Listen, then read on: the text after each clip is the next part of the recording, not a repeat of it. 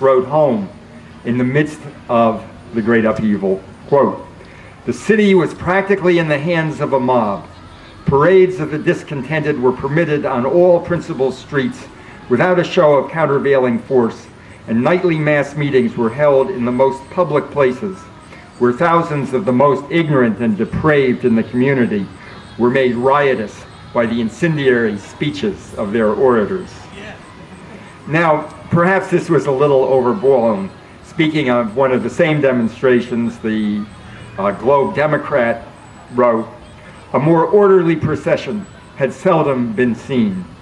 But perhaps these two things were not so contradictory and were somewhat hand in hand, because when the workers of St. Louis and East St. Louis held their meetings, held their marches, and were not interfered with by the public authorities, they created a kind of order in the city that was totally remarkable and perhaps not visible to the British consul.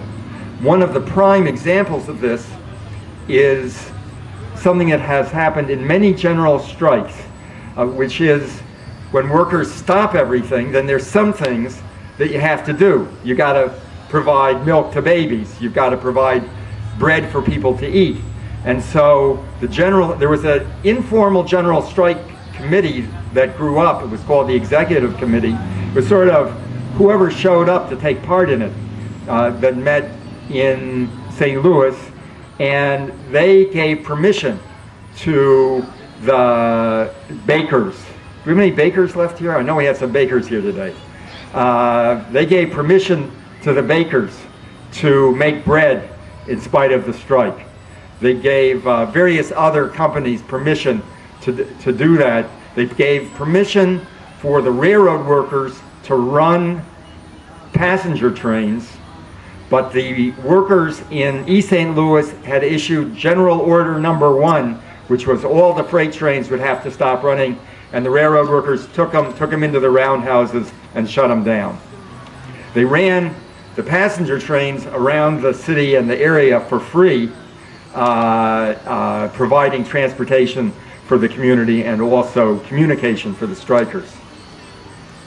It lasted about a week, and eventually the U.S. Army was sent in along with the state militia, and meanwhile the movement was being broken up by the Army around the rest of the country.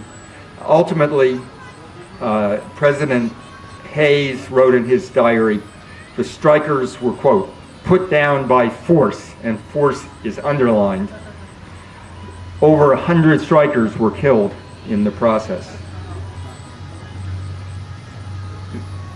However, the memory of 1877 was crucial for the development of the American labor movement that emerged quite rapidly. As a matter of fact, reached one of its peaks just 7 years later in 1884 and again in 1886, with the memories and the organizing experience of the 1877 upheaval well in mind of the participants. Now, the world of 1877 is very different from the world of today. In some ways, it's as different as a printed handbill from a digital podcast. But there are some deep similarities.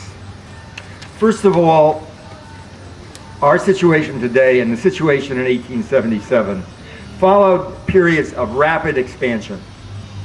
In 1877, they had just seen huge growth of the railroads. It was in the wake of the Civil War when railroads had increased enormously, and they had moved from a local economy in each city and town to a national economy tied together by railroads. And what have we been facing over the last 20 years that was supposed to make an economic utopia for the United States? We have been watching 20 years of globalization, the move from a national economy to a global economy. And in both of these situations, great promises were made about how wonderful the results would be But in fact, what was created in both cases is what might be called a race to the bottom, in which everyone thinks they're getting ahead, they're going to have all the jobs, they're going to be the most competitive, but in fact, employers use that to drive everyone's conditions down. So the United States was told, workers here were told, well, we'll get the good jobs, we'll get the computer jobs and the fancy jobs, and only those lousy jobs will go to China or go to Mexico. And China workers and peasants were told, we're having this wonderful thing that's happening, we have such low wages, all the jobs are going to come here.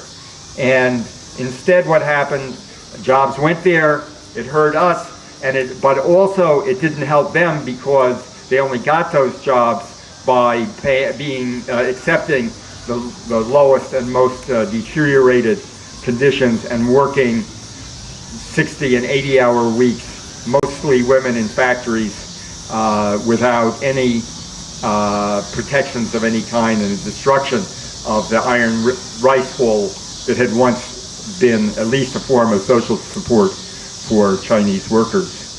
And